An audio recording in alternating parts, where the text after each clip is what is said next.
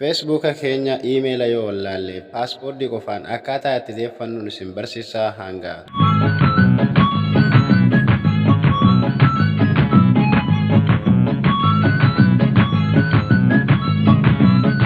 Ashamaa hordoftoota yuutuubii chaanala muummeetu arras barnoota ajaa'ibaa qabadhee dhiyaadheen jira. Haala feesbuuka keenya yoo iimeela isaa wallaalle paaspoortii qofaan deeffachuu dandeenyu.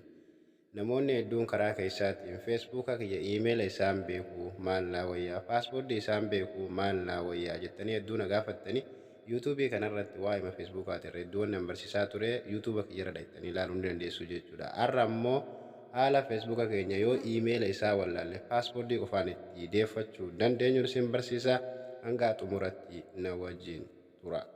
Jalqaba irratti feesbuuka keenya keessaa ni seentu jechuudha. Erga feesbuuka seentanii booda maqaa feesbuuka keessanii sanii irratti barreessitu.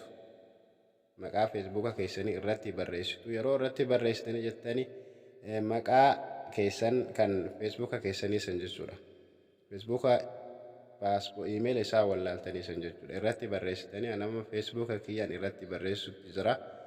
Ana akka nama hin beeknettiin banachuu deemaa jechuudha. Garuu ani beekaa maaliif isiniif jechaan feesbuuka kana balleessee deebisutti jira jechuudha.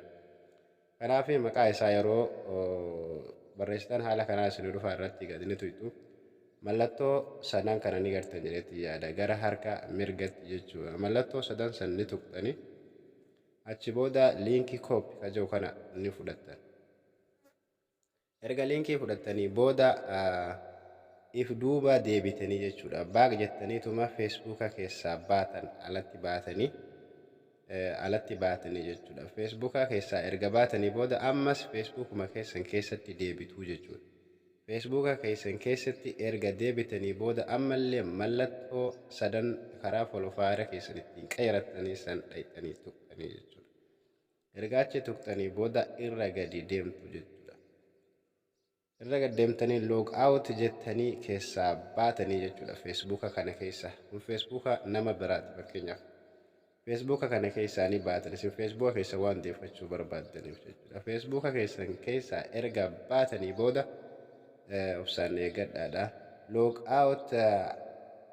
aawut another account bakka jiru kana ni cuqaastu jechuudha. Keessaa baatanii jechuudha. Amma feesbuuk haala kanaan isinii fida. Amma feesbuukni kuni akka haaraatti amma na fidee jira jechuudha. Akkanumatti isinii dhoo feesbuukni yeroo gabbuufattanii liinkii reefu fudhattan san asirratti kooppii godhattanii jechuudha. Kooppii pestii godhattan. Hanga bakka mallattoo walqixaa tanatti jechuudha irraa balleessitanii jechuudha. Akkaawuntii qofa hambiftan. Akkaawuntii akka akkaawuntiitti isinii fidaa. Akkaawuntii qofa hambiftanii jechuudha.